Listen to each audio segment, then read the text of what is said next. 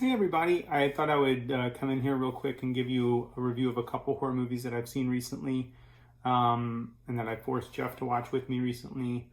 I think I was telling you that I was going to see, and now I've seen both the movie Anna and the Apocalypse and the movie Crawl. These are both relatively new 2019 horror movies. I talked about belonging or listening to the horror movie podcast, and they sort of did their year-end best horror movies of 2019. So I'm trying to catch up with all that because I'm ancient and still get Netflix discs. So I have a long queue of these, and so they're finally starting to trickle in because for those of us, I guess, 4 people that are still on Netflix discs, this is like a halcyon time for us because you're going to watch a movie every night and send it right back in.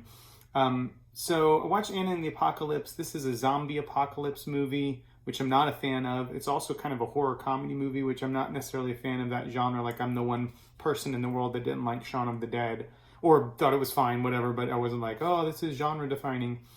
And in the Apocalypse is trying to do something similar to Shaun of the Dead, except with more heart, I guess. It's sort of this cross between 28 Days Later and High School Musical. And I mean, if that sounds interesting to you, that is exactly what this movie is. And it doesn't really try to be anything else. It's funny in places. It's silly. The music is catchy. I kind of liked the music, but I sometimes refer to these movies as like logline movies, which is that someone comes up with just a logline for what the movie is. Like, what if we had a zombie apocalypse, a romantic comedy that was also a musical? And people are like, whoa, that'd be really great. Like, let's do that. And then you do it, but then the premise is pretty much the whole thing. This is one of those movies where the premise is pretty much the whole thing. There's some good performances, and like I said, the music's pretty good, but doesn't really evolve anywhere, and it's exactly what you think it's going to be. So that's Anna and the Apocalypse. There's a movie called Crawl that we had talked about, and it occurred to me as I was watching it that the movie that we had paired with Mongrels, which was Frogs, we never really talked about that. I know the world was catching on fire when that was going on, so it makes a lot of sense why we didn't talk about it. But this reminds me a lot of Frogs, and it's part of that kind of environmental horror movie where the creatures that are normally a part of a healthy ecosystem, suddenly humans are forced to confront them because there's some sort of crisis in the natural world, there's a crisis in the human world, or something happens and these two things come into contact, which generally are kept separate. And the reason I paired something like Frogs with Mongrels is because of those meditations that we have about the limits of humanity and animality. And in this one, the premise of it is it's set in Florida. It's a student who's, of course, an expert swimmer for the University of Florida swim team. And there's a big hurricane that hits there. And so she's trying to get to her father, who is stranded kind of in the rural part of Florida, and makes it over there. There's tremendous flooding that happens. At one point, there's a levee that gets breached, so a lot of Hurricane Katrina imagery is still in there.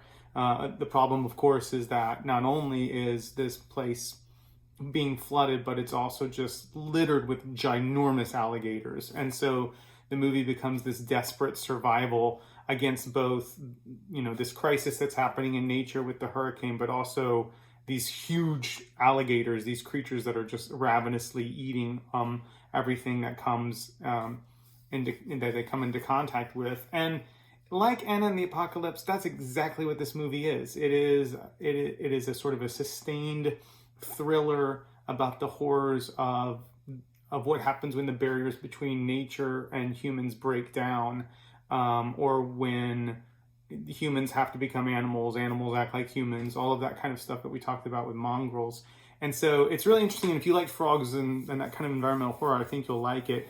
It's beautifully shot. I mean, it is, the budget for that must have been ridiculous. You have a lot of these movies that have really shitty budgets, right? Like the Sharknadoes and all these other things. And so this one is actually, they put a lot of thought into it. They put a lot of money into it. And so that's something that it's got going for it. But it's an hour and 27 minutes of just what I said. So if that's something that excites you, check it out. I think I'm going to try and see The Nightingale tomorrow. That's from the person who did The Babadook. Completely different movies, I think. So maybe I'll have a review of that for you early next week when we start back to class. So I'm excited to do some of that stuff with you guys. Hope you're being okay. Check in with me if you need anything. And as always, I'm thinking about you. Bye.